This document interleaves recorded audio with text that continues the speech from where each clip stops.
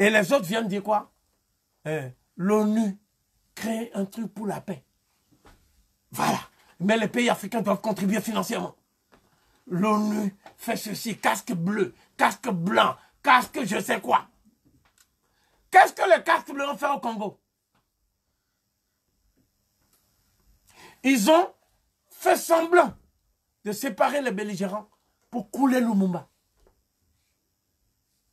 Et le secrétaire général, qui ne voulait pas de l'ONU, que cette situation perdure, qu'on laisse les sécessionnistes. Ça, c'est même pas moi, c'est De Gaulle qui dit ça. Le coup d'État permanent. C'est-à-dire, c'est le coup d'État le plus long de l'histoire. C'est-à-dire que tu arrives au pouvoir. Dès la première année, on tente de t'assassiner. Ça s'appelle le coup d'État de la Mercedes noire. Nous sommes en 2001. Déjà les IB Koulibaly impliqués. 2002, on envahit le pays. Ensuite, on essaie d'enlever les prérogatives constitutionnelles en créant des premiers ministres, de ceci, de cela. Comme ça n'a pas marché, et Lomé, Accra 1, Accra 2, on a dit, bon, venez obliger le rubis là-bas, Malkoussi. Et après, on a dit, Kléber, venez. Et ça a continué jusqu'à ce que Gbagbo lui-même, qui croit en la France, jusqu'au moment où je vous parle, Gbagbo croit en la France. Pour Gbagbo, ce n'est pas la France qui l'a enlevé et bombardé son palais et tout ça. Parce que le peuple français est un peuple qui, au fond, est un peuple qui aspire à ce que les autres peuples vivent en liberté. C'est un groupe de mafieux qui a fait ça. La France-Afrique. Et Gbagbo a fait 5 erreurs. Très graves, selon moi. Mais parce que je passe pour être soi-disant pro-Gbagbo. Puisque c'est ce que les gens disent. 1. Gbagbo, lorsqu'il y a eu le coup d'État, non, la tentative de l'éliminer, il a laissé ceux qui ont tenté de l'éliminer et leur a accordé une amnistie. Deuxièmement, après qu'on ait tué son ministre de l'Intérieur, Boga Doudou, qu'on ait tué le général Gueye, tout ça, il a appelé tous ces gens-là pour leur dire on fait la paix. Et il leur a donné l'argent et les moyens. Dans un conclave absolument dantesque. En tout cas, il a fait ça. Ensuite, il a accepté tous les ministres, premiers ministres que la France a voulu lui imposer, à l'exclusion d'une des égéries de RDR, Madame Diabaté. Il a dit non, ça je ne veux pas. Mais il a pris les autres premiers, jusqu'à prendre celui qui était la tête politique de la rébellion, comme premier ministre. Soro Guillaume. Comme premier ministre. Et Soro Guillaume n'a pas désarmé. Soro Guillaume a pris les rentes du pays pour préparer le retour de Ouattara. Et il espionnait le Conseil des ministres. Mais la plus grave erreur de Gbagbo, selon moi, Gbagbo est parti en Afrique du Sud, où il a été rejoint par Bédié et Ouattara. Et devant Thabo Mbeki, il a dit qu'il va accorder à son frère Ouattara la citoyenneté et le droit de se présenter aux élections par décret présidentiel. Beaucoup de gens dans son camp ont dit, mais tu ne nous as pas consultés. Il faut consulter le Parlement. Comment? Même Houphouët-Boigny ne lui a pas donné ça. Houphouët-Boigny a dit, tu es un technicien du FMI. Tu ne dois pas être dans le gouvernement, un président. Le dauphin constitutionnel, c'est Conan Bédié. Après la mort du vieux en 1993. Donc, en faisant cela, Ouattara est rentré. Sain et sauf. Et on lui a donné maintenant la rente de l'État pour faire campagne. Et la France a dit bravo. Parce que Gbagbo pensait qu'une fois que Chirac quitte le pouvoir, Sarkozy allait être un meilleur interlocuteur. Ce qu'il oublie, c'est que Sarkozy a mis un terme à la doctrine de neutralité de la France et est rentré dans l'OTAN. À partir de là, Sarkozy s'est arrangé avec Obama. Mais les gens Soros sont là, derrière, en embuscade. Ils ont financé Ouattara et son ascension politique. Donc, qu'est-ce qui s'est passé? Le monsieur à qui on a donné un décret pour se présenter aux élections, il a assuré le bourrage des unes au maximum au nord. Et après, le résultat était ceci. Gbagbo premier, deuxième, Konan Bédié, troisième, Ouattara qui est éliminé. Mais qu'est-ce qui s'est passé? La France a dit c'est Ouattara qui doit être deuxième. Et Konan Bédié a tenté d'introduire un recours. La France a dit doucement. Tu le vois ça. Parce que la France savait que les sondages que Gbagbo a demandé à ce qu'on fasse, c'est des sondages bidons faits par les gens de France qui ont pris beaucoup d'argent à Gbagbo. Qui ont dit dans tous les cas de figure, Gbagbo gagne. Mais il y a un cas de figure que Gbagbo n'a pas prévu. C'est que si Ouattara est au deuxième tour, il n'y a plus de possibilité d'avoir un vote transparent en Côte d'Ivoire. D'autant plus que celui qui dirigeait la commission électorale, Bakayoko Youssouf, c'est la France qui a dit mettez-le là. Que la commission est un repère de gens anti-Gbagbo. Donc il ne restait plus que le Conseil constitutionnel. Mais quand Gbagbo a signé avec Blaise Compaoré, là-bas, un document avec un Sud-Coréen qui s'appelle Choi, et tout ça, pour dire que le Conseil constitutionnel n'a pas le droit de trancher en dernier ressort, c'est l'ONUCI qui doit certifier les résultats. Ça, on oublie de le dire. La certification des résultats au-dessus du Conseil constitutionnel. Donc, ils ont vu une brèche. Donc, ils ont proclamé de faux résultats en amenant Bakayoko le faire dans un endroit où ils sont reclus contre l'autorité de l'État. Mais le Conseil constitutionnel proclame un résultat maintenant. Qu'est-ce que les Français disent? Mais non, l'ONU a certifié que le Conseil constitutionnel est aux ordres de Gbagbo. D'accord? On ne va même pas recompter les voix. Gbagbo a perdu, il doit partir. Donc on amène la CEDEAO. On amène les gens pour dire, dites à Gbagbo, il dégage. On va lui donner l'argent, qu'il s'en aille. Il ne doit même pas rester en Côte d'Ivoire. Donc qu'est-ce qui se passe? Gbagbo dit, il reste. Il a gagné. Il n'est pas un fuyard. Mais à partir du moment où ceux qui ont une base militaire chez toi, ceux qui ont toutes leurs entreprises, Bouygues n'a jamais fait autant de bénéfices que sous Gbagbo. Bolloré, c'est frotter les mains. Tous ces gens-là. Comment veux-tu que du jour au lendemain, ces gens-là, par pitié pour toi et pour ton peuple, se retirent alors que les rapports de force leur sont favorables? Donc qu'est-ce qu'ils ont fait pour empêcher Gbagbo de payer les fonctionnaires et pour entraîner une révolte? Ils ont fait le casse de la BCEAO. Et ils ont dit en même temps que Gbagbo, l'argent de la Côte d'Ivoire est gelé. Donc le problème était là.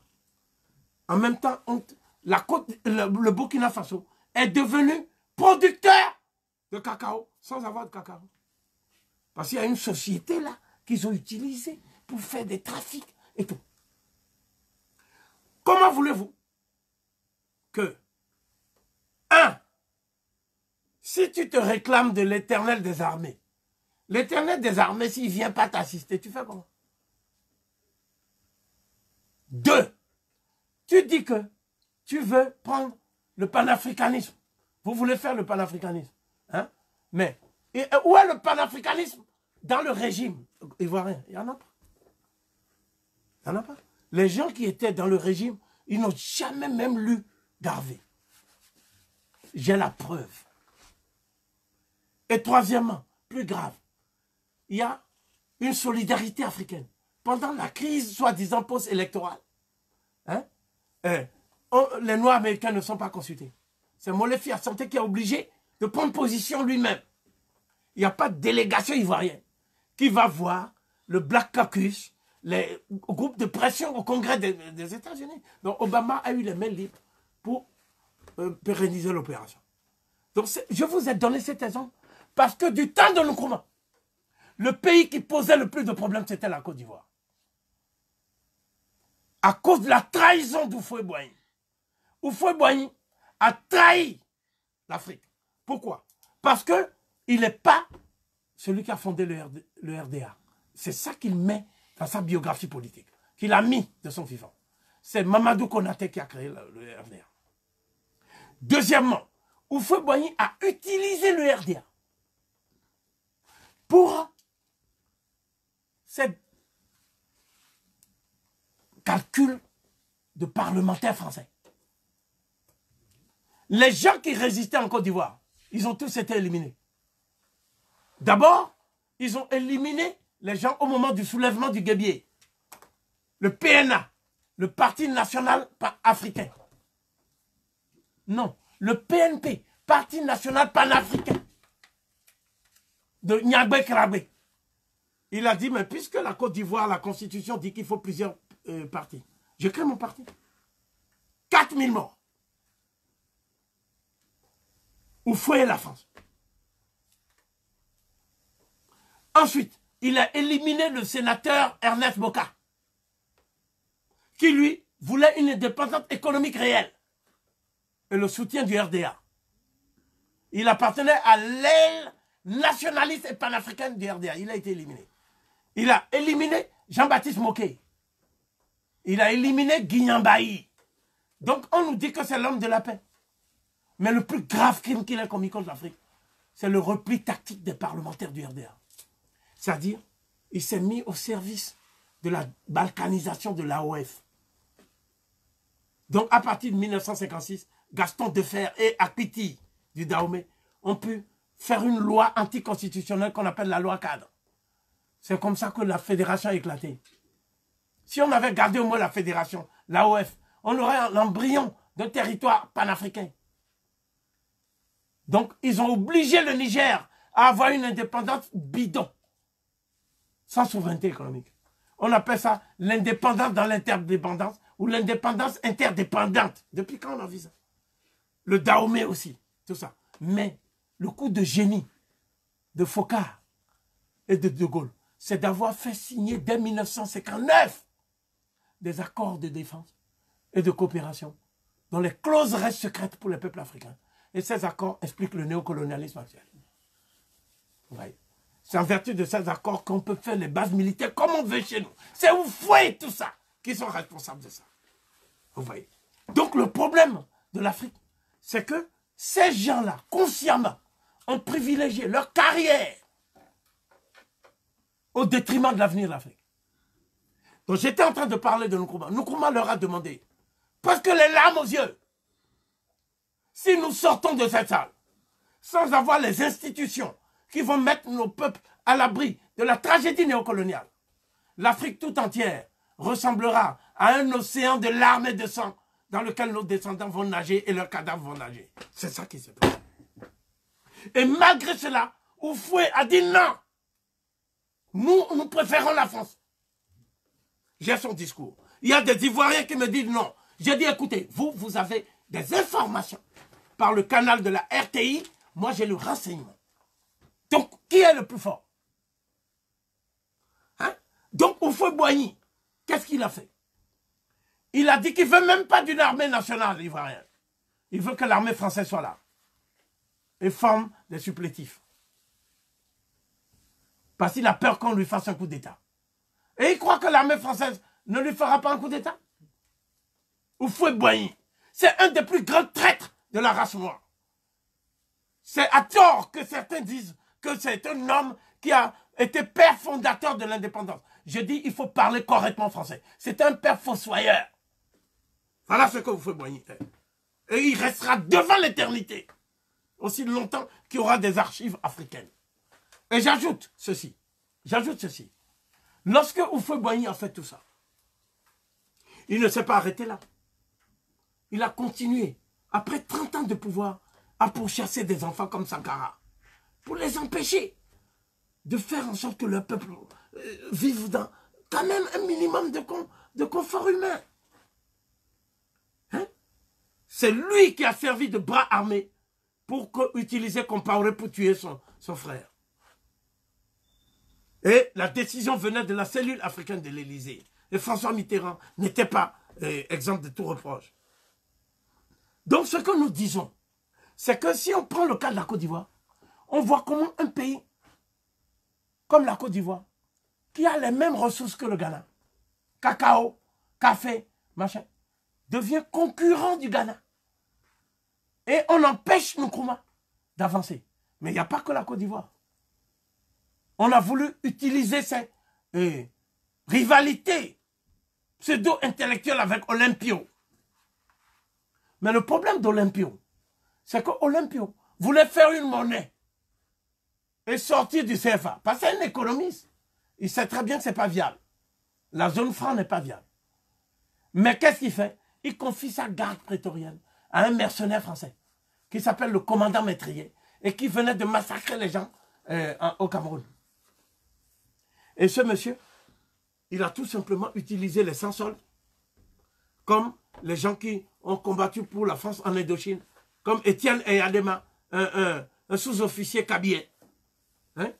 Et il a neutralisé Kléber Dadior et les autres. Et puis, qu'est-ce qu'il a fait?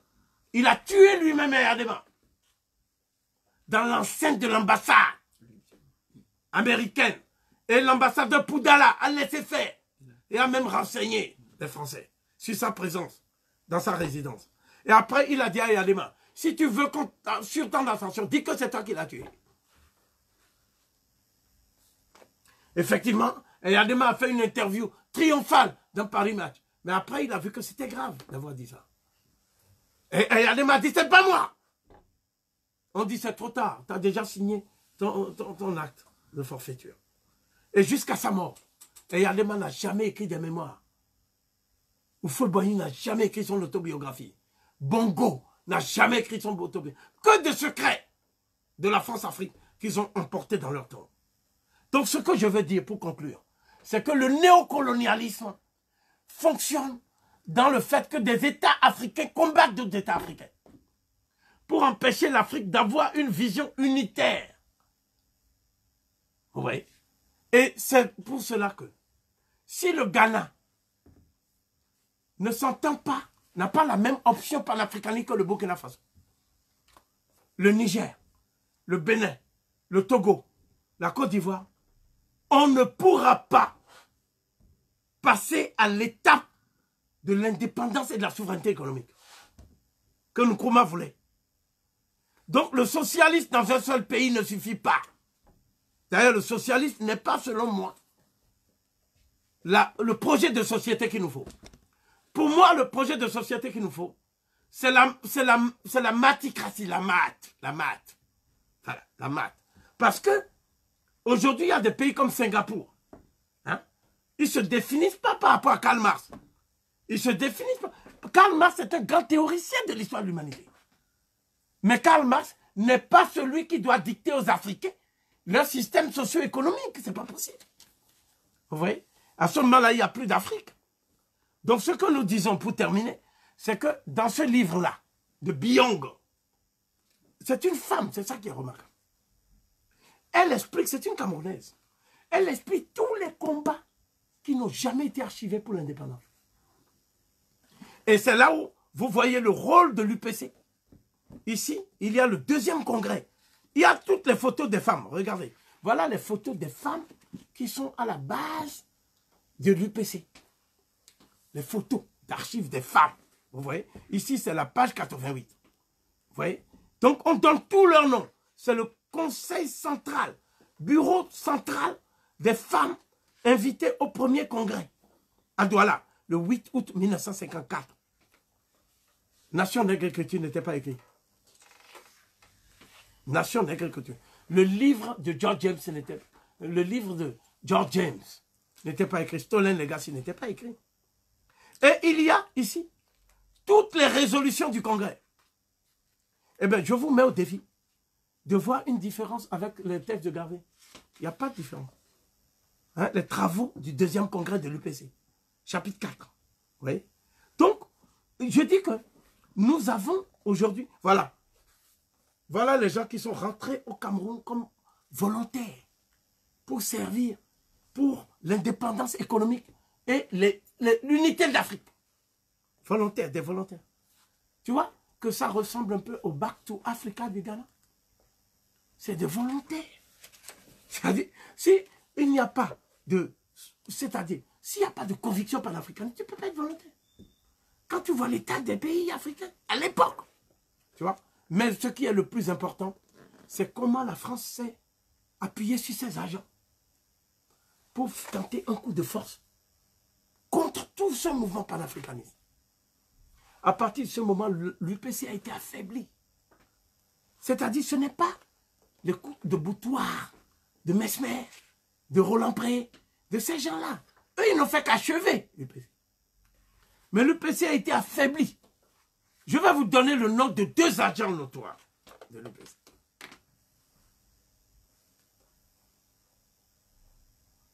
Mahi Matip. Mahi Matip, c'est comment ils ont pu trouver la cachette dans le maquis de Oumniobé. C'est pour ça que quand il est sorti du maquis, il est sorti avant qu'on attaque le maquis. Et après, il a été financé par Ido, qui l'a remercié. C'est même ça qui est grave. Mahi Matip. Théodore Mahi Matip. Il y a aussi un autre, Frédéric Kodok. Lui alors, il a servi Biya, après avoir servi à Ido, pour détruire l'UPC. Et il a créé un faux UPC, hein, avec l'aide de Dika Akwanya Bonambela, qu'on appelle le roi des Douala. Et là-bas au Cameroun, on m'a dit non, non, non. Il n'est pas le roi des Douala. Il est le chef d'une branche des Douala qui s'est rapproché des Allemands. Après la mort de leur propre ancêtre. Les Allemands l'ont tué, leur propre ancêtre. Les Allemands ont tué le Douala là, qui s'appelle Douala Mangabel. Parce qu'il a été trahi. Vous voyez? Donc nous disons que même l'histoire du Cameroun confirme ce que Nkrumah a dit. Le panafricanisme dans un pays est une chimère. Dans un seul pays, c'est une chimère. Le Ghana n'est que le sanctuaire à partir duquel des cadres révolutionnaires formés vont aller prendre le pouvoir politique et vont ensuite mettre en place une stratégie qui va permettre ensuite de coordonner la lutte. Eh bien, c'était ça que voulait le Pan-African Congress. J'attire votre attention sur le fait que, et je vais terminer sur ça, Nkrumah avait des contacts avec Sobukwe. Sobukwe et Nkrumah se connaissaient. Et c'est Sobukwe qui a déclenché la lutte. Oui, Sharpeville. C'est lui qui a déclenché la lutte. Tu vois, non? Sobukwe est quelqu'un qui a quitté, en fait, l'ANC. Et il y avait des divergences sur 3 points. 1, il ne considérait pas l'Afrique du Sud comme un État multiracial, mais comme un État africain noir envahi par une minorité blanche. Premier point. Deuxièmement, il considérait que l'utilisation de la langue des Noirs sud-africains, l'utilisation de leur vision du monde, tout ça, ça doit être dans le cœur de leur projet de société culturellement et idéologiquement. Ensuite, il disait, si les Blancs gardent leurs intérêts économiques, si symboliquement nos grandes villes portent encore les noms de ceux qui ont tué nos ancêtres, comme Petrorus, Petroria, c'est un assassin, Petrorus. Et nous ne pouvons pas être d'accord. Et un des enfants, idéologiquement parlant, de Sobukwe, et Sobukwe était très proche de Priestley Isaka Seme. Et Priestley Isaka Seme, c'est eux les gavéristes qui sont à l'origine du mouvement anticolonialiste en Afrique du Sud. Priestley Isaka Seme, les Goumédé, les gens comme ça. Mais nous, on ne connaît pas. Ce qu'on connaît, c'est le chef historique de l'ANC, Nelson Mandela. Le chef historique. Mais l'histoire de l'ANC est avant. Il y avait même le pasteur Luthuli qui a eu prix Nobel de la paix de la part des Occidentaux. L'UPC était un mouvement pacifiste au départ. C'est parce que Sharpeville a été déclenché que l'UPC a été obligé d'intégrer une stratégie qui soit plus pacifique et non violente, mais une stratégie d'autodéfense. Tu vois.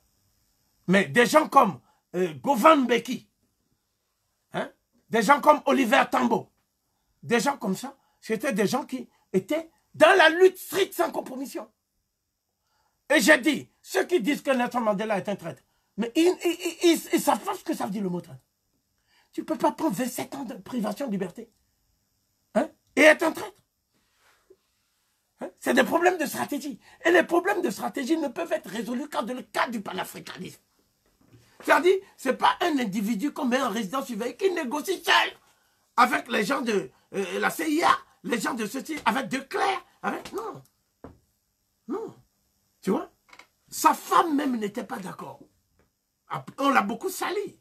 Notre maman Winnie, qu'on aime beaucoup. Hein? Sa femme n'était pas d'accord. Mais il y avait aussi un dirigeant qui s'appelle Chris Hani, qu'ils ont assassiné. Ces gens n'étaient pas d'accord. Ils voulaient la souveraineté économique. Chris Hani. Hein? Mais l'enfant même de Sobukwe, hein? C'est Steve Bantou Biko. Tout le mouvement de la conscience noire. C'est ça. Tu vois? C'est le panafricanisme de Garvey, ça. En Afrique du Sud. Mais on n'a pas étudié aussi le panafricanisme congrès. L'histoire a donné raison à Sobukwe. Parce que aujourd'hui, tous les Noirs des États-Unis, les Noirs du Brésil, les Noirs, tout ça, disent qu'il faut créer le Congrès panafricain. C'est ça le mouvement panafricain Congrès. Il faut créer le Congrès panafricain. Tu vois? Et les autorités du Ghana sont prêtes à ce que les panafricanistes du monde entier viennent. Viennent. Hein? Et ce que nous faisons, nous, c'est quoi? C'est répondre positivement à ce qu'on appelle the Back to African Movement. Back to Kemet Movement. Parce que c'est le mouvement de Garvey. C'est ça que le Ghana veut maintenant. Faites vos tests ADN pour savoir d'où vous venez en Afrique. Il faut venir en Afrique. L'Afrique va vous donner un passeport panafricain. L'Afrique va vous donner des entreprises. L'Afrique va vous donner des terres, une vie de famille, autant de choses que vous n'aurez jamais en Europe. Parce que vous avez des doctorats en Europe, mais vous êtes vigile. C'est un gâchis humain et social, la condition des nègres en Europe. Donc pour me résumer, plus que jamais, la pensée des panafricanistes est d'actualité. Je vais vous faire une surprise. Dans les 500 livres que moi je vais présenter, dans les 50 premiers mois, je vais présenter Africa Unite du frère Hamza. Oui. Parce qu'il n'y a pas que les morts qu'on doit présenter. On a présenté le texte de Mazama, d'Ambiso Moya, et son texte est aujourd'hui un texte de ralliement pour la jeunesse africaine. Eh oui, on va le présenter. Pourquoi on va le présenter? Parce qu'il importe que chacun de nous se lise, sache qu'est-ce que l'autre a apporté. On s'était vu à Bruxelles pour un congrès sur Malcolm X. On a échangé et je lui ai dit combien sont proches nos préoccupations. Récemment, on m'a parlé d'une remarquable biographie sur Rodney qu'il a faite. Hein? Il y a des choses que je ne savais même pas. Que son séjour au Canada, etc. Hamzat. Donc moi, je demande à Hamzat s'il a le temps, hein, de venir, hein, au symposium du professeur Obenga. Il est invité, il y a toute sa place. Il y a des jeunes de LPU qui m'ont appelé de province. Parce qu'ils veulent organiser bientôt sur le congrès de 1919. Hein, donc ils m'ont invité, j'ai dit je vais. Quand on m'invite, je vais. Hein? En fait, on mène le même combat. Mais on n'a pas de cadre pour échanger. Heureusement qu'il y a nos jeunes qui font l'école politique africaine. Comme Okrou, le frère de combat Okrou. Donc ce que je vais dire pour conclure, c'est que Nkrumah est plus que jamais vivant. Nkrumah est même notre agenda révolutionnaire actuel. Vous voyez? Et jamais on n'oubliera que ce livre, la matière de ce livre, c'est la matière du discours le plus célèbre jamais prononcé par un chef d'État africain. pour exhorter ses pairs à faire le choix de la raison. Vous voyez? Et ils ont tous voté contre lui, y compris le président de mon pays, un instituteur de l'époque, Hubert Maga. Maurice Yameogo a dit non. Mais celui qui a fait le plus de cinéma, c'est le président du Gabon. Comment voulez-vous, moi qui ai demandé à De Gaulle, de nous donner le drapeau de la France, parce que je ne veux pas de l'indépendance, Léon Mba, qui finalement était pour Nkrumah. Et ce n'est pas bon pour nous. C'est les Marocains, les Algériens, qui en 1962 déjà avaient fait les accords d'Évian. Hein? C'est Nyerere. Nyerere. C'est le Mali. Quelques pays, évidemment, la Guinée, bruyamment, même si Sékou Touré est considéré par beaucoup comme un tyran.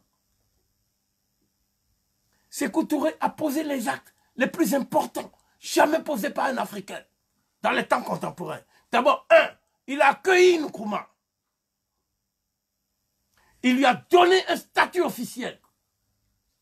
Il lui a donné les moyens de fonctionner et de se soigner. Il a dit à Nkrumah, je n'ai pas besoin de te donner la nationalité guinéenne.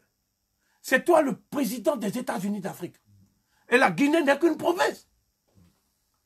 Il a accueilli Amilcar Cabral. Il a accueilli les Camerounais. Ceux qui ont tué Moumié.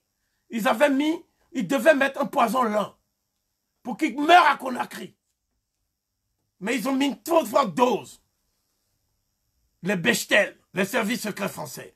Tout ça. Donc nous savons ça. Donc ce que nous voulons dire maintenant, c'est que premièrement, pour que le panafricanisme retrouve une nouvelle jeunesse, il faut que nous tous, on se considère comme des citoyens panafricains. On doit laisser de côté ce que j'appelle les contradictions tribales et ethniques.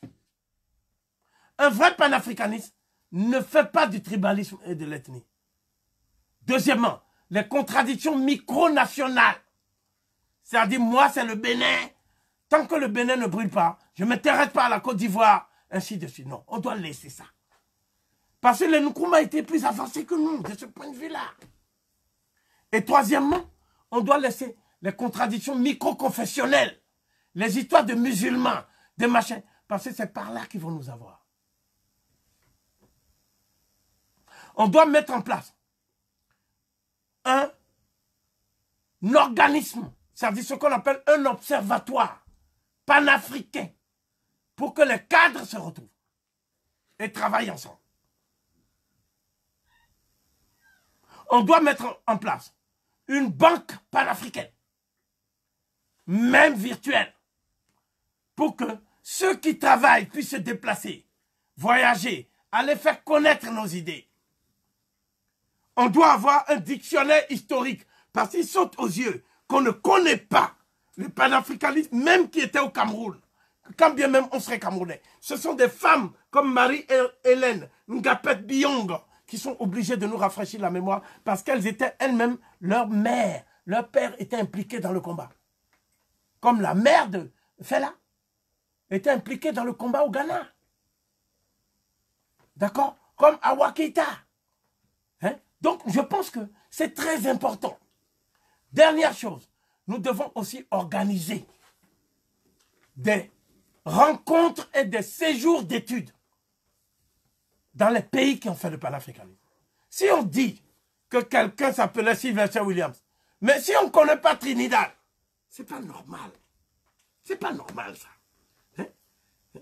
On ne connaît pas hein, l'Afrique du Sud au fond. Hein? À l'anniversaire de Sobukwe, tous les panafricanistes doivent inonder l'Afrique du Sud. Je vais parler bientôt de l'autobiographie de Nelson Mandela. Parce qu'on m'a dit que Nelson Mandela était un traître. Il ne faut pas le mettre dans la Renaissance kémite. Mais un traître ne prive pas sa liberté pendant 27 ans. Ce n'est pas un traître. C'est quelqu'un qui, au moment où les contradictions de la lutte ont mis en évidence l'impossibilité pour les Blancs de conserver le pouvoir, tout en défendant l'idée one man, one vote, le principe démocratique.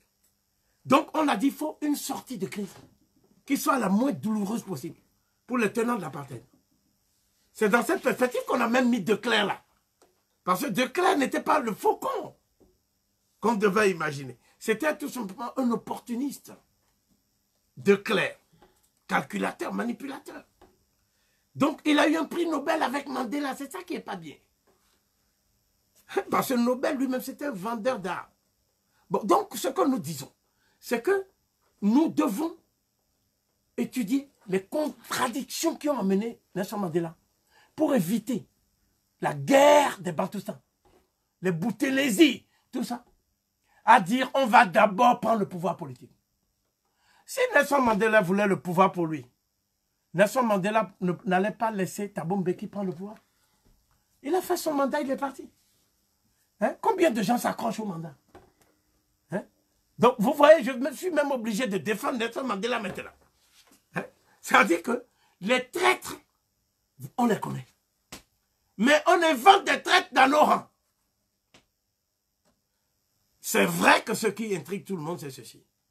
Comment le combattant de la liberté, qui était appelé terroriste, est devenu l'icône de la paix perpétuelle entre les Occidentaux et l'Afrique. Au point qu'on lui confie des missions diplomatiques pour aller sauver Mobutu, qui est malade sur un bateau, avec Joseph Kabila. Pour moi, les vrais révolutionnaires, ce n'est pas ceux dont on parle. C'est Eduardo Mondlane, c'est le monsieur dont Mandela a pris la fin, qu'ils ont fait exploser, hein, Samora Machel. Ça, c'est les vrais révolutionnaires. Mais les vrais panafricanistes révolutionnaires, c'est Sobukwe et ses disciples. Donc, ce que nous disons par rapport à ça, c'est que Nkrumah nous donne une occasion de réviser nos classiques. Parce qu'il est lui-même un classique. Quelles sont les véritables causes du renversement du régime du président Nkrumah par un coup d'état militaire fomenté par la CIA? J'ai dit, oui, je vais être très bref. Samuel Ikoku a écrit un ouvrage intitulé Le Ghana de Nkrumah. Mais en fait, j'ai découvert à Londres qu'il y avait une version anglaise. Et cette version anglaise comporte des détails qui ne sont pas dans le nouveau livre. C'est un peu dommage parce que ce qu'il faudrait faire aussi, c'est prendre les versions originales. Même si c'est en anglais, on peut avoir des traducteurs qu'on paye pour qu'ils fassent au moins un travail correct. Bon. Mais, Convention People Party était un front des intellectuels de formation britannique, pour l'essentiel, et qui voulait juste une indépendance politique. Une indépendance politique, vous le savez mes frères, ça peut supposer aussi une gestion du système dans le cadre du système. Donc j'appelle ça un réaménagement du système. Ça veut dire quoi? Ça veut dire que des gens étaient dans le CPP, Convention People Party, qui voulaient en fait un néocolonialisme soft, dans lequel une bourgeoisie noire allait émerger, avec des avantages, etc., mais en sacrifiant les paysans, les ouvriers agricoles et un certain nombre de couches relevant du lumpen prolétariat local. Donc ça, c'était la première chose. C'est-à-dire, une des premières causes, comme on dit le verre est dans le fruit, c'est la nature non homogène de Convention People Party. Bien. Deuxièmement, ça peut arriver. Mais dans ce cas, il faut créer ce qu'on appelle un groupe qui sert de locomotive. Et ce groupe-là doit partager l'idéologie anti-impérialiste et contre le néocolonialisme. Il n'y a pas de doute que Nkrumah partageait, luttait contre le néocolonialisme. Puisque pour lui, c'est le stade suprême de l'impérialisme. On retrouve là des accents de Lénine. Mais quand même, est-ce que tout le monde partageait la version qu'il avait pour le néocolonialisme? Je ne pense pas. Donc, il n'y a pas eu un front anti-néocolonialisme actifs autour de lui. Ça, c'est très problématique parce que lorsque tu diriges un front, tu vois, le FLN, c'était un front. Le Front de Libération Nationale. Mais ce que beaucoup de gens ne savent pas, c'est que Fanon est parti voir les dirigeants de l'Angola à négocier avec eux. Après le congrès de Rome, le congrès des écrivains et artistes noirs de Rome. Et il leur a proposé de créer le Front de Libération Nationale, le FLN, comme en Algérie. Mais de l'Angola, c'est ça qui a donné le FLN là. De Roberto Holden. Holden Roberto. Tu vois. Mais le MPLA, le mouvement populaire de libération de l'Angola, au départ, était dirigé par des métis de Portugais, assimilados. Tu vois, non? Bon, on ne va pas citer leur nom. Mais il y en a que nous avons côtoyés, comme Mario de Andrade, ou d'autres, qui venaient ici expliquer la révolution là-bas. Tu vois. Mais ce sont des gens qui, culturellement et idéologiquement, sont proches du Parti communiste portugais. Mais les gens qui ont payé le plus lourd tribut, c'est des gens qui n'ont pas eu de compensation. C'est les Ovibundu. Or ça, c'est l'ethnie de Savimbi. C'est cette colère contre les assimilados qui a fait que ces gens-là ont basculé dans le camp de la réaction et de l'apartheid. Parce qu'il y avait des injustices contre les Noirs qu'on considérait comme les Bantous sauvages là-bas. Hein? Les Ovibundu. Tu vois. Donc quand tu ne connais pas l'histoire, qui m'a appris ça? Mais c'est le seul Angolais pour lequel Cheikh Anta Diop a fait une préface. Cheikh Anta Diop ne fait pas beaucoup de préfaces. Hein. Il a fait une préface pour Benga. Il a fait une préface pour Makhtar Diouf, un économiste sénégalais qui était pour l'intégration africaine. Et il a fait une préface pour Mario de Souza Clinton. Et Mario de Souza Clinton, c'est le spécialiste de Cheikh Anta Diop et du panafricanisme en Angola. Il était en 1996 au colloque de Dakar. On a parlé avec lui par rapport à l'importance de l'Angola dans notre lutte. On ne peut pas ignorer l'Angola. Vous voyez?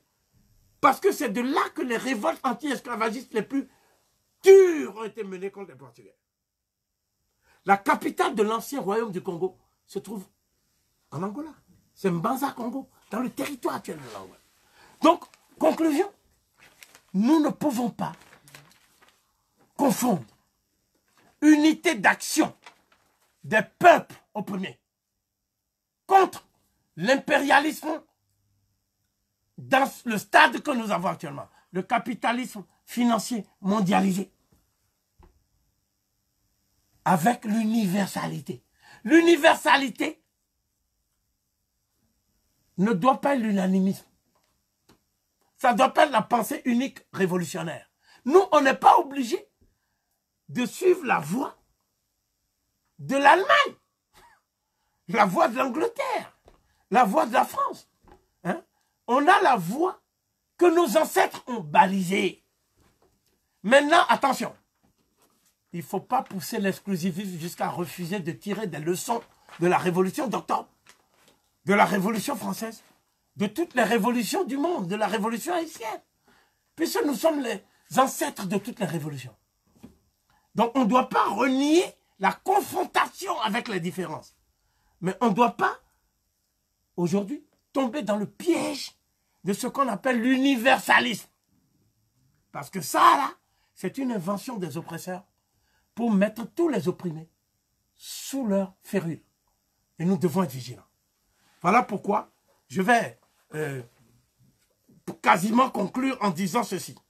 Il y a une phrase de Nkrumah qui est très importante. Vous savez, Nkrumah parle des Africains francophones qui ont toujours été un boulet pour le mouvement panafricaniste. Parfois, même quand ils arrivent, tout le monde dit ça y est. Les chevaux de Troie sont au galop. Il écrit ceci. Il est très peu étonnant que le référendum du général de Gaulle, le 28 septembre 1958, référendum qui portait sur la constitution de la communauté française, ait triomphé avec une seule voix contre, celle de la Guinée. Le général promettait ses largesses à tous ceux qui se souviendraient des destinées indissolublement liées et de l'héritage commun de la communauté française et menaçait d'excommunication tous ceux qui trahiraient cette destinée commune entre la France et ses colonies et parjureraient leur noble héritage. Le poids de cette menace et de cette promesse fut irrésistible dans la singularité de la Guinée. Tandis que les vieux politiciens de la France en Afrique bradaient les intérêts de leurs territoires respectifs, Sékou Touré rallia avec bravoure ses compatriotes au vote négatif et la Guinée fut brutalement chassée de la communauté française et pourchassée afin qu'elle n'ait jamais la stabilité. La communauté française avait été imaginée par le général de Gaulle pour remplacer l'ancienne Union française moribonde, définie alors par les politiciens de la 4e République dans le cadre de la loi cadre. L'Union française était donc un effort colossal pour maintenir la marée montante de la puissance anticolonialiste africaine sous le couvert d'une pseudo-autonomie dans certains domaines de l'administration. Les événements du Ghana et notre avance constante vers l'indépendance économique totale révélèrent alors le caractère trompeur de l'Union française. Et la guerre civile étant menaçante du fait que les militaires avaient tenté de s'emparer du pouvoir en Algérie, le général de Gaulle inventait cette fois-ci la communauté française pour remplacer les faux semblants de la pseudo-Union française. Quand elles furent promulguées, les clauses de la constitution de la communauté française concernant les pouvoirs laissés aux territoires africains à travers leurs représentants indigènes cooptés par la France se révélèrent toutes proches de celles qu'on avait jugées trop contraignantes au temps de l'Union moribonde. La clé de la nouvelle politique de la France fut donc de séparer, avant le référendum, les territoires qui composaient l'Afrique occidentale de ceux qui composaient l'Afrique équatoriale. L'AOF et l'AEF venaient ainsi d'éclater. C'était en fait la balkanisation programmée de l'Afrique. Cela renforçait les ambitions de certaines personnalités indigènes africaines et approfondissait des schismes qui étaient sur le point de se résorber.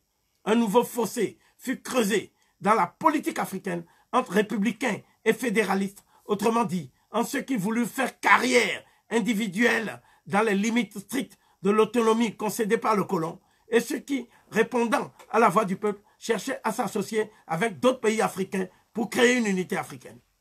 Cette pression populaire interafricaine a abouti à plusieurs modifications dans l'application de la constitution de la communauté française et est même parvenue à rendre inopérantes certaines clauses.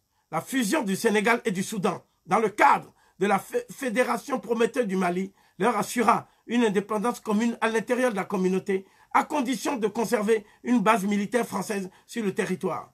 C'est ainsi que Léopold Sédar Senghor, fut utilisé par la France pour faire éclater la fédération du Mali. Une rivalité allait donc opposer Modibo Keïta, le dirigeant du Mali, à Houphouët-Boigny, qui, à cette époque, demanda à tous les pays qui voulaient rester dans le giron français d'adhérer de gré ou de force au Conseil de l'Entente. La Côte d'Ivoire, la Haute-Volta, le Niger et le Dahomey, sans accord même de leur population, furent fondus dans ce Conseil de l'Entente qui servait les intérêts du colonialisme français, etc., etc.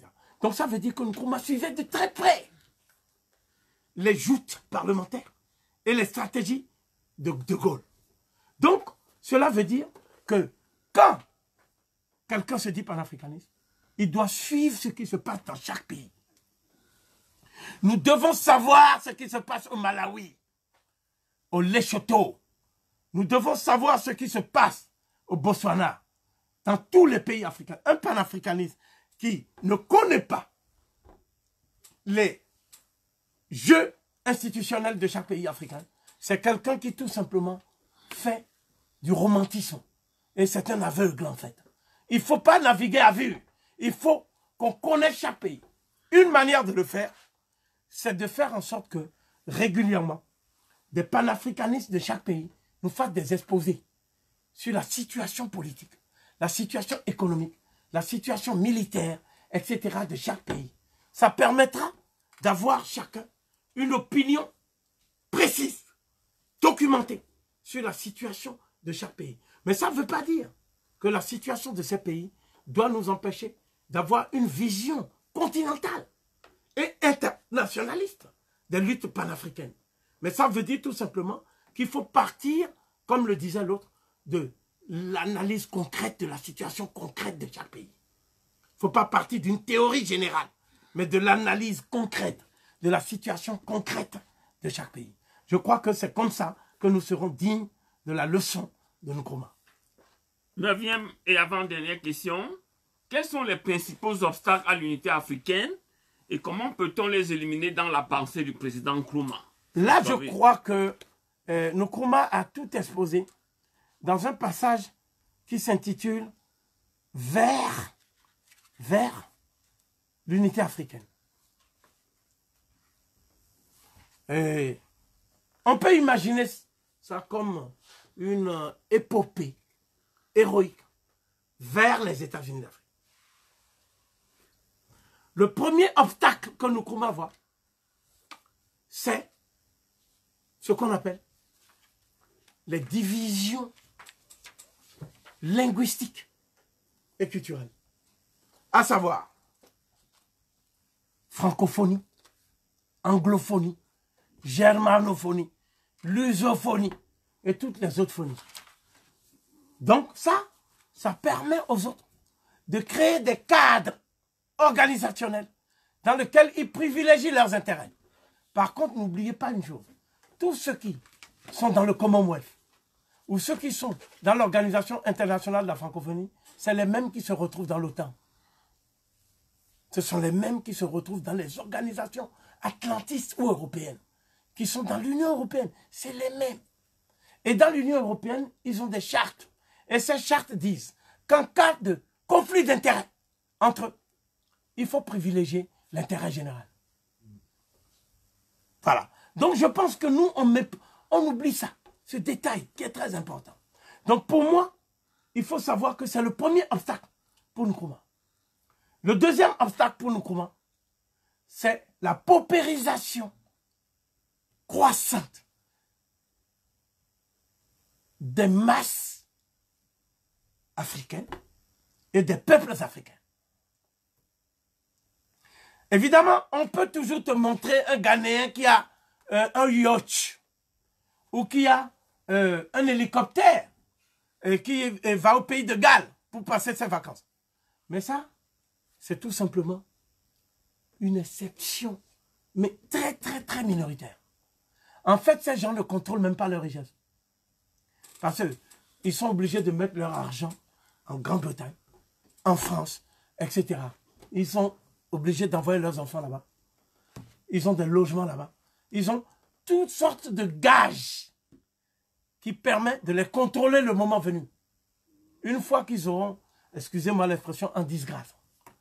On a même prévu des ONG spécialisées. Pour faire quoi? Des procès contre les biens mal acquis. Mais ceux qui touchent l'argent des valises de billets pour les élections, ça s'appellerait les biens bien acquis. Or, on sait bien que quand tu prends l'argent de quelqu'un, en sachant la provenance, ça s'appelle recel. Mais pourquoi ces ONG n'attaquent pas l'État français qui a fait des recels? Pourquoi ces gens n'attaquent que Sassou? N'attaquent que Obiang, Nguema, Mbasogo. N'attaquent que ceux-là. Alors, voilà pourquoi ils les attaquent. Parce que ces ONG fonctionnent avec des lobbies économiques. Et ces lobbies économiques savent déjà que ceux-là sont en disgrâce ou en cours.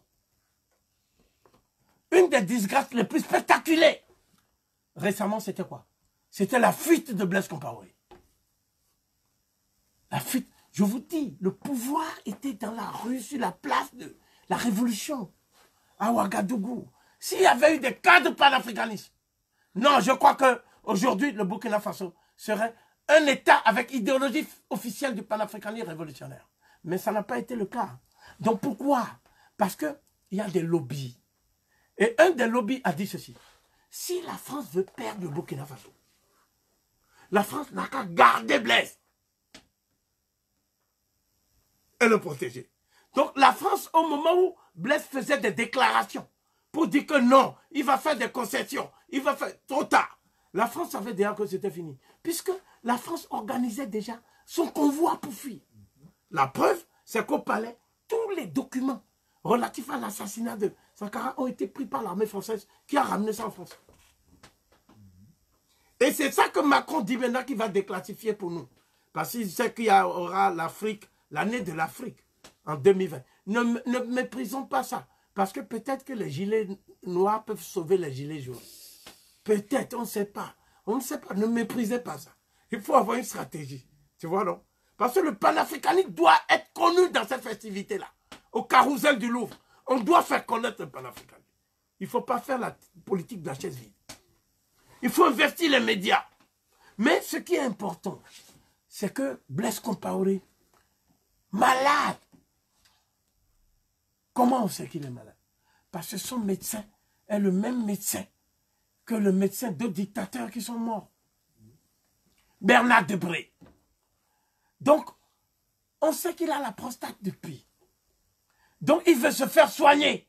Il ne veut pas rester en Côte d'Ivoire, en sachant qu'à tout moment, Ouattara lui-même peut être amené à fuir. Il vaut mieux venir en France, parce que la France, c'est quand même star. Et il a des raisons de venir en France. Parce qu'il a investi dans l'immobilier. Il a investi un certain nombre de choses en France. Bien. La France sait qu'il y a une épée de Damoclès. C'est un procès que ses successeurs font semblant de lui intenter pour avoir la paix. Je vois. Donc, qu'est-ce qui s'est passé? Il dit à Hollande, son frère, c'est comme ça qu'il l'appelle, mon frère, François, il faut que tu m'exfiltres de cette jungle et tu m'emmènes sur la Côte d'Azur. Et de temps en temps, je viens me faire soigner à l'hôpital du Val-de-Grâce ou à l'hôpital des armées de Clamart. L'hôpital où l'autre là est mort, Yasser Arafat. Amène-moi là-bas. L'hôpital des armées Percy de Clamart. Voilà. Amène-moi là-bas. Il y a des grands chirurgiens. Ou l'hôpital américain de Neuilly. Amène-moi là-bas. Tu vois bien que dans les dernières photos, j'ai maigri, non? Amène-moi là-bas. Donc, qu'est-ce que l'autre dit? Il dit, mais attends, nous, on n'est pas un État où le Parlement est aux ordres. Nous, le Parlement en France, obéit au peuple. Le peuple est souverain. Mais François, personne ne trouvera à redire si moi, je viens. C'est moi qui ai fait quand même les négociations avec les Berbères. C'est moi qui ai empêché que le Mali ne tombe dans les mains des djihadistes. C'est moi qui ai fait ceci, c'est moi qui ai fait cela. Donc voici la réponse que Hollande a envoyée à son frère. La France n'a pas vocation à devenir une terre d'asile pour des dictateurs africains en perdition. C'est clair. Mais s'il était en perdition, ça veut dire qu'il n'a plus le pouvoir. Donc il n'a plus le pouvoir, il n'a plus le droit de se soigner. Je n'ai plus le pouvoir, mais je veux me soigner. D'autant plus que j'ai laissé l'argent en France. On dit non, cet argent est gelé jusqu'à nouvel ordre. Parce qu'il y a des ONG qui ont dit que toi, cet argent n'a pas été légalement gagné. Donc, cela veut dire quoi? Nkrumah avait prédit tout ça. Voici ce que Nkrumah a dit. Chaque chef d'État africain qui fait le choix contre le peuple africain, il finira comme finissent les tirailleurs qui ont été témoins du meurtre de leurs semblables par le maître. quand il a fini avec lui, pour que toi tu ne parles pas, il t'achève. C'est ça. Donc, là, il faut comprendre une chose. La rançon de la trahison, c'est toujours que tu payes. Même si tu meurs, hein, ton nom va être synonyme de trahison à vie. Regardez, demain, si on ne dit pas Sankara, est-ce que quelqu'un va retenir le nom de Compaoré? Comment Compaoré va apparaître dans l'histoire? Comme l'assassin de son frère. Voilà pourquoi il ne faut pas trahir son peuple. Donc voilà un peu ce que je veux dire par rapport à Nkrumah, dont l'œuvre nous a beaucoup inspiré. Et je peux même aller plus loin. Un autre obstacle, c'est qu'il n'y a pas d'utilisation par les Africains dans le cadre de banque, d'une banque panafricaine, souveraine, centrale, des ressources générées par le sous-sol africain, les ressources énergétiques minières de l'Afrique. Aucune banque africaine ne tient ça. Les banques qu'on appelle africaines, BCAO, BEAC, sont des banques françaises. Voilà.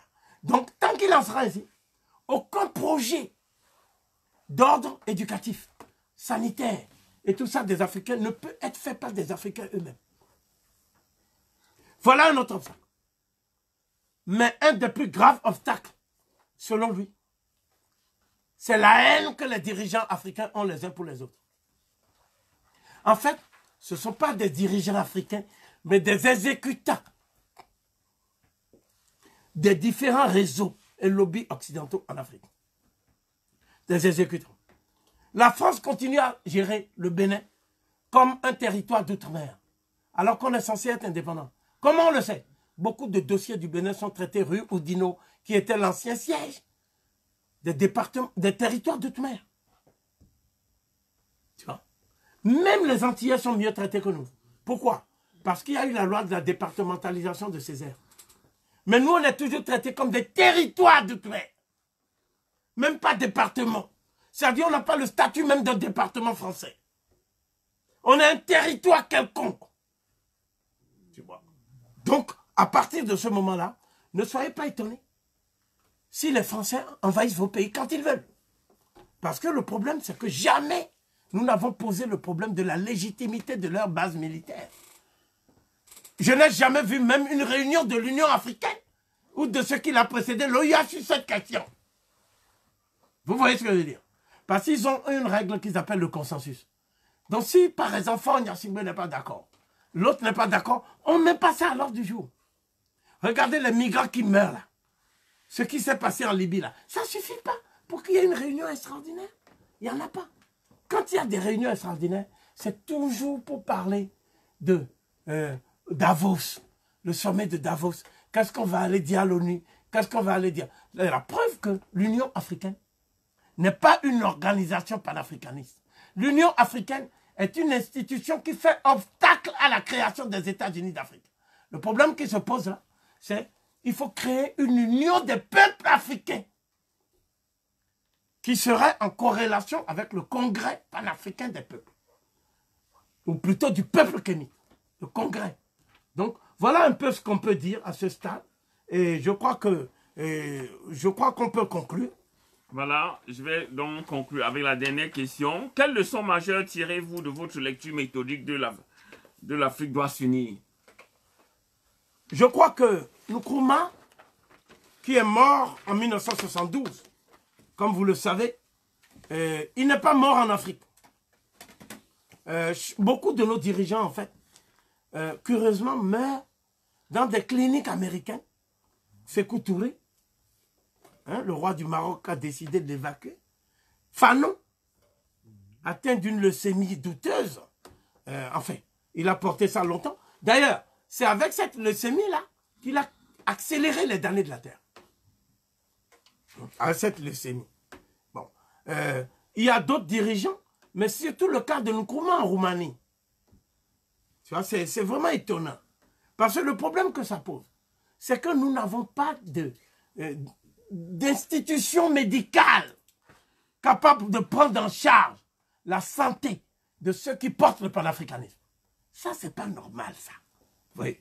Parce que Mugabe était obligé d'aller se faire soigner à Singapour.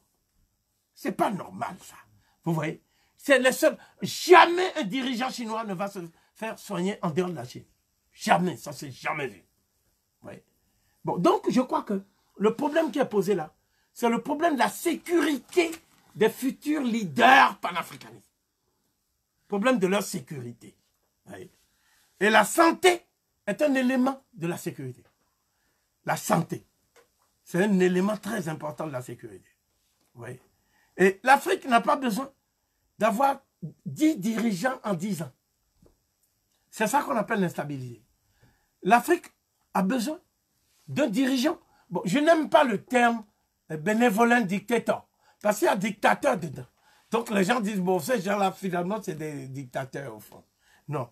Mais en fait, il y a ce qu'on appelle les dirigeants souverainistes, incorruptibles, mais qui sont pour un pouvoir fort.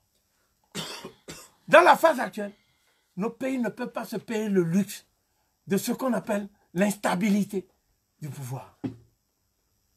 Donc, ce que l'autre disait, Obama au Ghana, il disait, vous avez besoin d'institutions fortes, mais pas d'hommes forts. Mais s'il n'y a pas d'hommes forts, on ne peut pas conduire la transition avec tous les obstacles que l'Afrique a. Il faut des hommes forts. Mais un homme fort n'est pas seulement quelqu'un qui fait 40 ans ou 35 ans comme Biya, ou 36 ans bientôt. C'est pas ça un homme fort. Ça c'est quoi? C'est un dinosaure. Mais un homme fort, c'est quelqu'un qui fait 10 ans. Et nous faisons un bilan de ce qu'il a fait en lui accordant une décennie. Mais il faut qu'il ait 32 ans. Parce que s'il a 80 et on lui accorde 10 ans, il risque de mourir avant le bilan.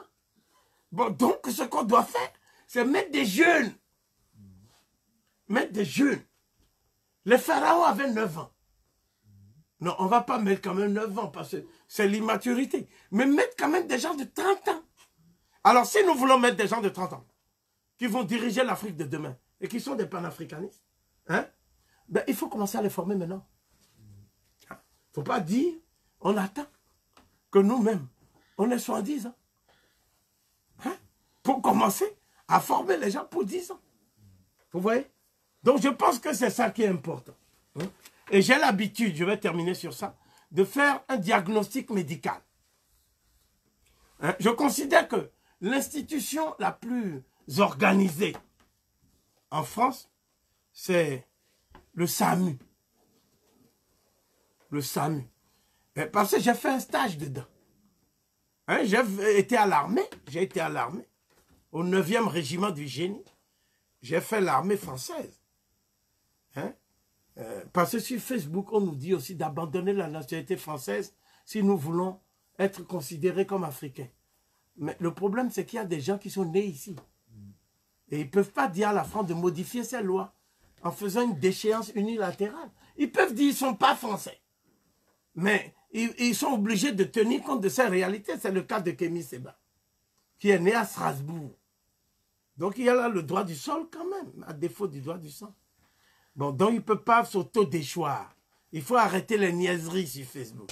Bon, donc le deuxième élément, c'est que nous devons, le SAMU social, comment ça se passe?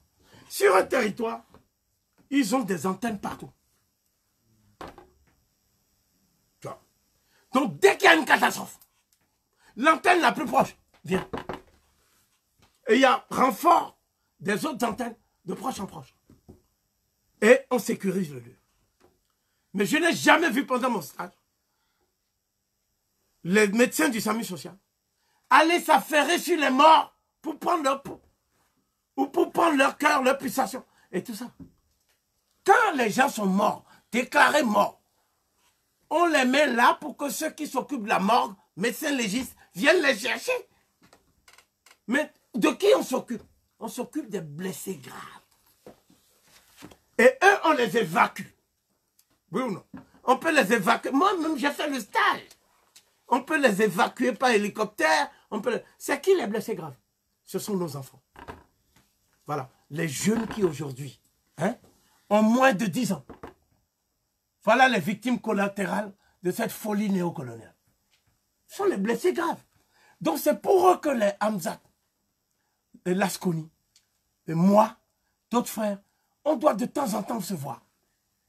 Pour essayer de voir comment on peut sauver ces blessés graves. C'est nos enfants. Et puis il y a les blessés légers. C'est qui les blessés légers? Mais c'est nos parents ou nos frères qui, eux, disent déjà que c'est Jésus. Tu vois, ils disent c'est Jésus. Bon, il faut...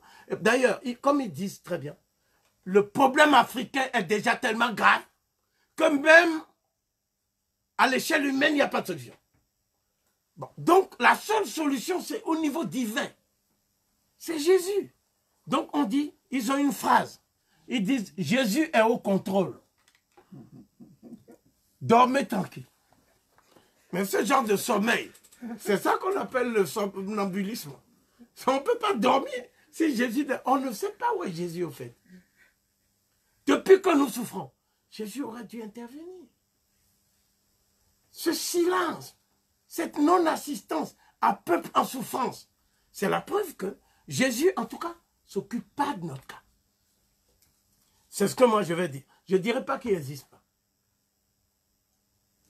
Donc ça veut dire que le problème africain, c'est la jeunesse. Si la jeunesse africaine n'est pas prise en charge et formée à partir de l'école du panafricanisme révolutionnaire des peuples. Je ne parle pas du panafricanisme démagogique des élites comme Edem Kodjo. Parce que tu ne peux pas être panafricaniste et avoir créé le parti unique RPT. Non, ce n'est pas possible. Donc nous disons que ce panafricanisme-là, c'est la seule cause. Alors je décrète donc le panafricanisme révolutionnaire des peuples comme la cause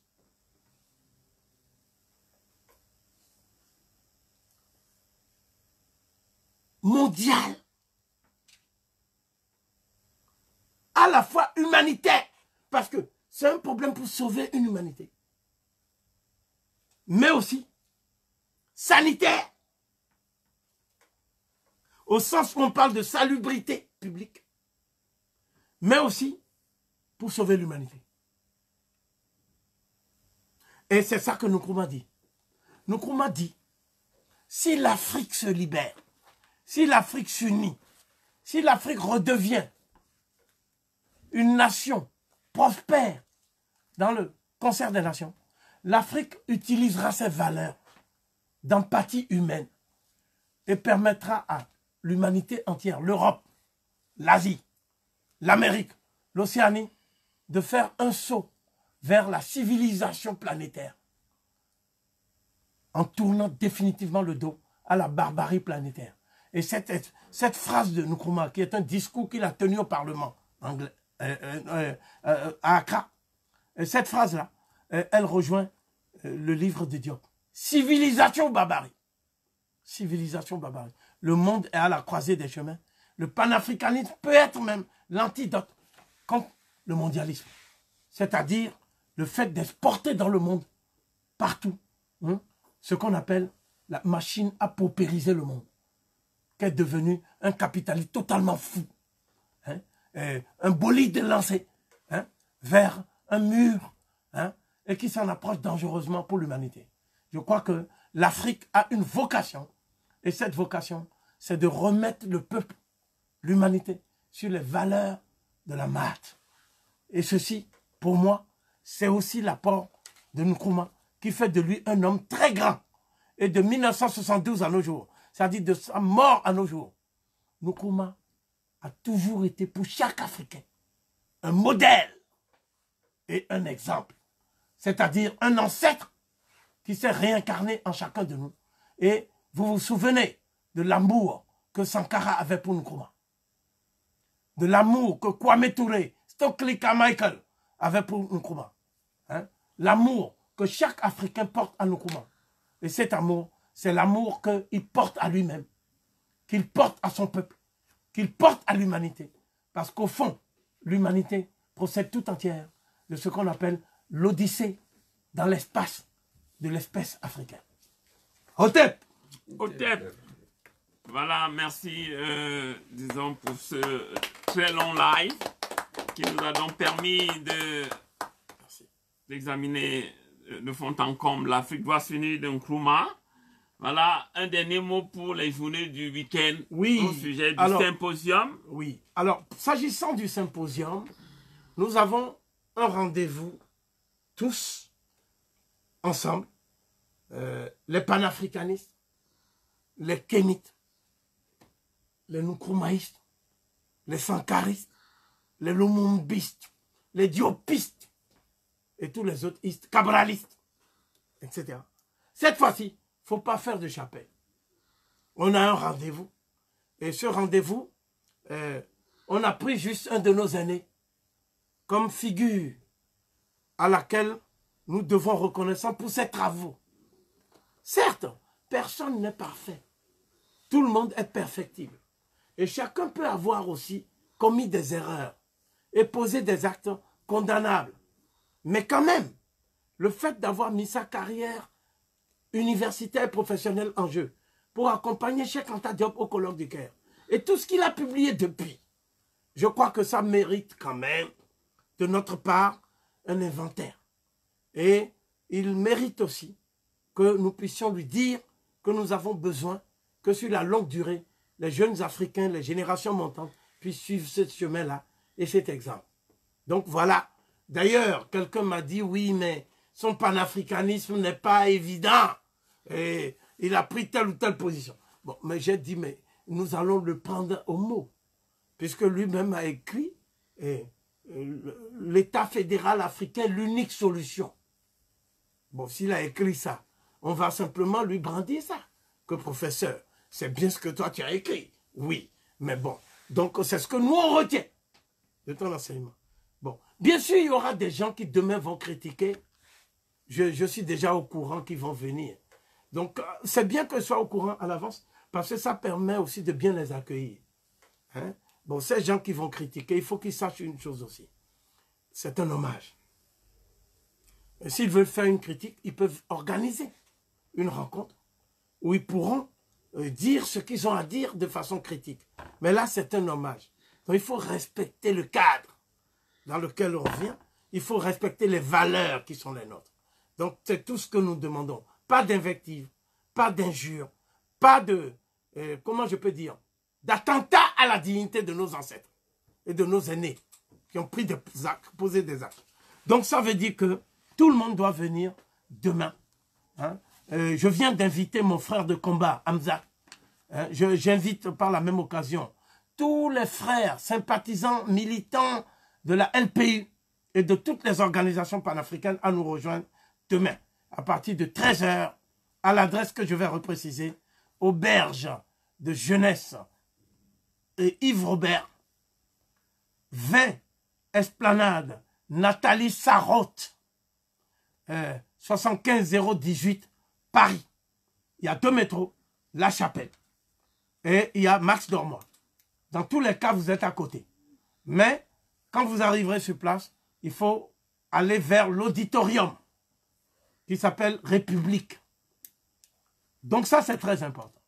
C'est donc une rencontre où il y aura une dizaine d'intervenants, en fait. C'est un symposium d'hommage au professeur Théophile Obenga pour l'ensemble de son œuvre. Le lendemain, le 28, dans la même salle, mais cette fois-ci, de 14 h à 21 h, disons 20 h 30, on aura cette fois-ci une rencontre basée sur l'organisation économique de la communauté noire. Pour nous, l'organisation économique de la communauté noire suppose que nos frères qui sont salariés deviennent entrepreneurs. C'est donc une mutation. Et cet état ne se fait pas sans formation. Donc il y aura des gens qui sont spécialisés parce qu'ils ont réussi eux-mêmes dans l'entrepreneuriat. Comme vous le savez, il y a le Gotha noir d'Europe. Donc il y a des gens qui ont fait l'entrepreneuriat. Les Didier Akwete, hein, chasseurs de tête, Africa Search, les gens comme ça. Bon. Deuxièmement, il y aura des gens qui sont prêts à ouvrir un fonds d'investissement pour financer des entreprises dont vous seriez les porteurs de projets vous-même. Ce qui suppose études de marché, business plan, etc., etc. Troisième étape, ça c'est le plus fondamental d'après moi. Nous sommes ici où? Nous sommes à Taméry. Taméry, c'est quoi? C'est notre maison commune. Mais c'est avant tout une entreprise panafricaine. Et cette entreprise, elle dépend de nous. Donc si nous faisons les lives, c'est pour que les ouvrages que nous avons sélectionnés, qui sont au nombre de 500, ces ouvrages peuvent constituer le fond de votre bibliothèque.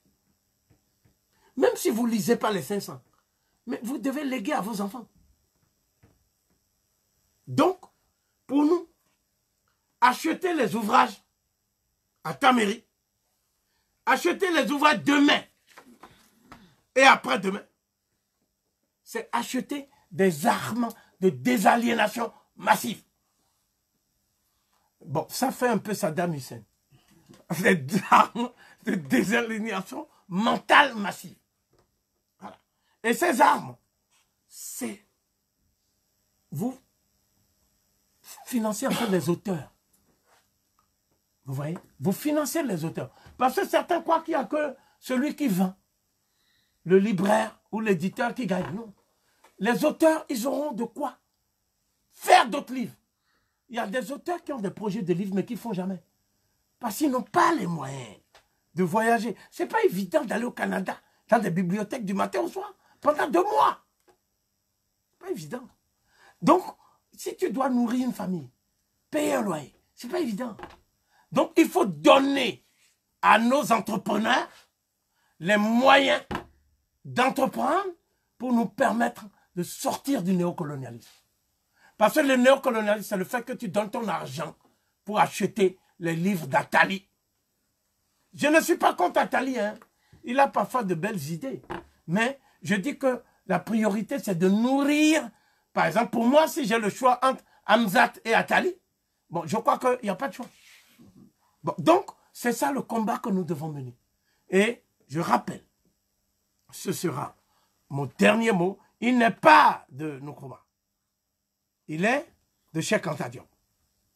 Et Cheikh Anta Diop a écrit cette phrase, c'est juste une phrase.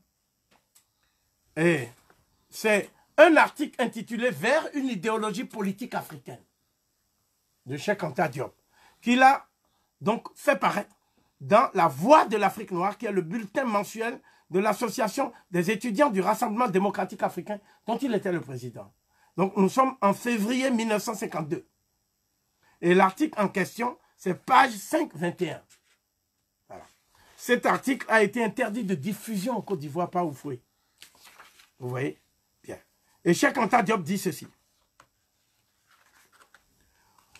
On peut créer un parti politique. On peut créer un syndicat. On peut créer même un club. On peut créer plusieurs types d'organisations qui sont calquées sur le mode d'organisation des Européens. Mais il ne faut jamais oublier que les Européens, à leur tour, avaient pris ça quelque part. Et parmi ceux qui leur ont donné ça, il y a aussi nos ancêtres, que nous avons oubliés parce qu'on est devenus amnésiques. Donc, il écrit ceci, page 48 de ce recueil intitulé « Alerte sur les tropiques ». Donc, il s'agit des articles de 1946 à 1960. 1946, c'est le lendemain de la Deuxième Guerre. 1960, c'est le soi-disant indépendance. Bien. Le nègre ignore que ses ancêtres, qui se sont adaptés aux conditions matérielles de la vallée du Nil, sont les plus anciens guides de l'humanité dans la voie de la civilisation. Que ce sont eux qui ont créé les arts, la religion, en particulier le monothéisme, la littérature, les premiers systèmes philosophiques, l'écriture, les sciences exactes, physique, mathématiques, mécanique, astronomie, calendrier, la médecine, l'architecture, l'agriculture, à une époque où le reste de la Terre, entre parenthèses Asie, Europe, Grèce, Rome, était plongé dans la barbarie.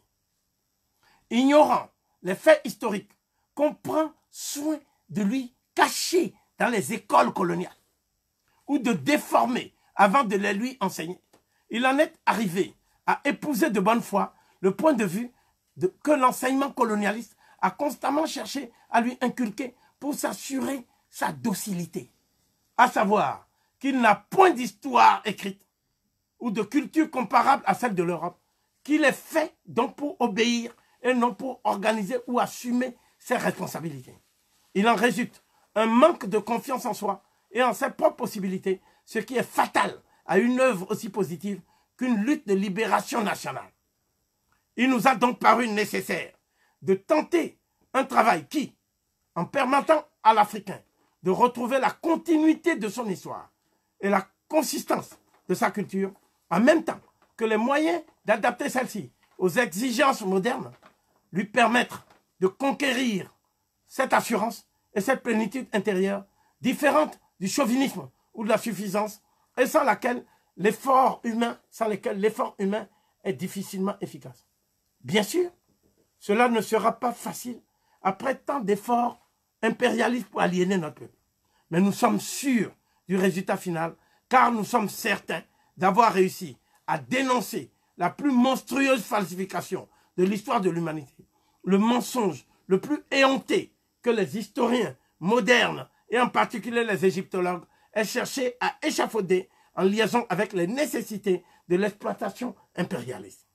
Il est donc impossible de donner ici, même sous forme de simples résumés succincts, l'essentiel et la substance de notre travail. Nous nous bornerons, en ce qui nous concerne, à signaler aux lecteurs pour les inciter à chercher, tant il est exact que la vraie conviction ne peut provenir que d'un effort intellectuel personnel, que l'idée d'une Égypte nègre ayant civilisé toute la terre a été unanimement admise depuis l'Antiquité jusqu'à l'époque, l'apogée de l'impérialisme moderne.